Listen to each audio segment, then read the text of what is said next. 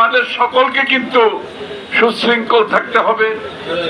মানুষের যে প্রত্যাশা, বাংলাদেশের জনগণের যে প্রত্যাশা, যে আকাঙ্ক্ষা, শান্তিপূর্ণ একটি বাংলাদেশ, চাঁদাবাজের বাংলাদেশ নয়, দখলদারের বাংলাদেশ নয়, লুটপাটকারীর বাংলাদেশ নয়, হত্যাকারীর বাংলাদেশ নয়, দখলদারের বাংলাদেশ নয়, এমন একটি বাংলাদেশ যে বাংলাদেশের মানুষ তাদের ভোটাধিকার প্রয়োগ করে তাদের প্রতিনিধি নির্বাচিত করবে।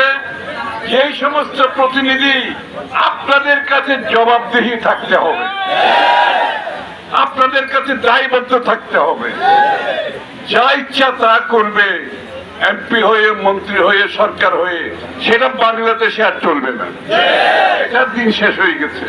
এটা আমাদেরকে সকলকে মাথায় রাখতে হবে। রাজনীতিতে গুণগত পরিবর্তন এসে গেছে। আমরা যদি সেটা না বুঝি আমরা কিন্তু পিছিয়ে পড়বো। বিএনপির রাজনীতি কিন্তু পিছিয়ে যাবে। যে গুণগত পরিবর্তন হয়েছে এটাকে ধারণ করতে হবে, তাহলে তারেক রহমান সাহেবের হাত শক্তিশালী হবে। তাহলে তারেক রহমান সাহেবের নেতৃত্বে বাংলাদেশে বড় ধরনের পরিবর্তন, যেটা জনগণের প্রত্যাশা, সেটা আমরা পূরণ করতে পারব। আমি আর কোনো বক্তৃতা দিচ্ছি না। জনাব তারেক রহমান সাহেবের নির্দেশে আমি এখানে এসেছি আপনাদের পাশে দাঁড়াতে। এই বন্যা কবলিত এলাকা বাংলাদেশে যেখানে আছে, বিএনপির সিদ্ধান্ত হয়েছে, তারেক রহমান সাহেব নির্দেশ দিয়েছেন, আমাদের নেতা কর্মীরা যাতে প্রত্যেকটি অঞ্চলে এই আক্রান্ত, বন্যায় আক্রান্ত মানুষের পাশে দাঁড়াতে হবে। দাঁড়াতে পারবেন?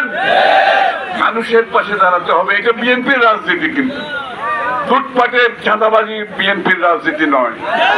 আমাদের রাজনীতি হচ্ছে বাংলাদেশের জনগণকে নিয়ে, তাদের আস্থা নিয়ে, তাদের ভালোবাসা নিয়ে আমাদের রাজনীতি। এটা নিশ্চিত করতে হবে। আমি আবারও বলছি, রাজনীতিতে গুণগত পরিবর্তন এসে গেছে। এই সমস্ত রাজনীতিবিদ, রাজনীতিক কর্মী সেটা বুঝতে পারবে না, অনুধাবন করতে পারবে না, তাদের কোন রাজনীতি আগামী দিনে বাংলাদেশে থাকবে না। ওই যে আওয়ামী প্রেতাত্মা, তারাও আবার আপনাদের সাথে মিশে সমস্ত আকাম কুকাম করতে চাইবে। এই সমস্ত চলবে না। কিন্তু যাই হোক, তারেক রহমান সাহেবের নির্দেশে বন্যা কবলিত প্রত্যেকটি এলাকায় বিএনপির নেতা কর্মীরা চলে গেছে। বিএনপির ভলান্টিয়াররা কাজ করছে, মানুষের বাড়িতে বাড়িতে পৌঁছে দেওয়া হচ্ছে। এবং পুনর্বাসনের জন্য আমরা তো সরকারের নাই এখনো, আমাদের ক্ষুদ্র ক্ষমতায় পুনর্বাসনের জন্য আমরা যতটুকু পারি ততটুকু চেষ্টা করব।